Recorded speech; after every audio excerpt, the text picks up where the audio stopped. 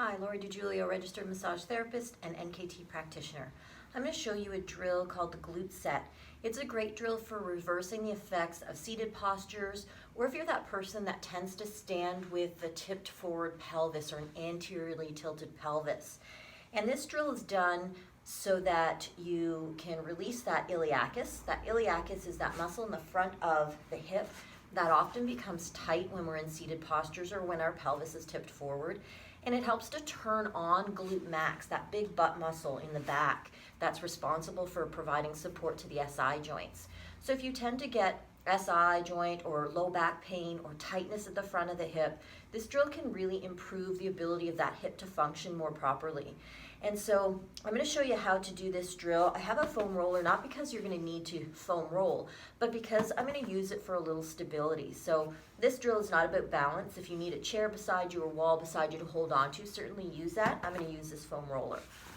So I'm going to release my left iliacus. So my iliacus is located here. So if I want to release the left side, then I'm going to put my left knee on the floor and bring my right foot in front. So this is the half kneeling position. So you can see that there's 90 degrees in my front knee and hip and 90 degrees in my back knee. And so the first thing I want to do is I want to make sure my trunk is upright. I don't want to be slumped forward. And then I'm going to put my hand here so that you can see the position of my pelvis. And so in this position, my pelvis is tipped forward slightly. And to turn on or to stretch this iliacus, this hip flexor, I'm going to turn on my left glute. So I'm going to contract my left glute really hard.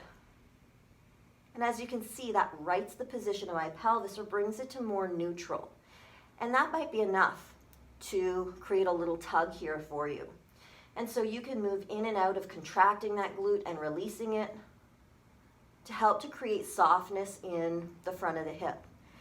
If that's not enough of a tug for you, enough of a stretch for that iliacus, then you can turn on your glute max, so squeeze the butt, and then lean forward slightly.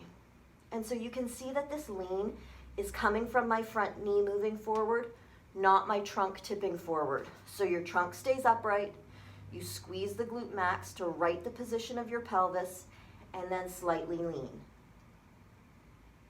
And you can hold the end of that stretch for a few seconds, release the glute, and come back and repeat it as many times as you like. That's a really great drill for symptom relief of the SI joint. If you're seated many hours a day at work, or if during a run your SI joint kind of acts up a little bit, doing that drill can give you a little symptom relief and help turn on that glute max a little bit so that it plays a bigger role in supporting your SI joints. If you're not sure whether or not that drill is appropriate for you, get assessed by an NKT practitioner.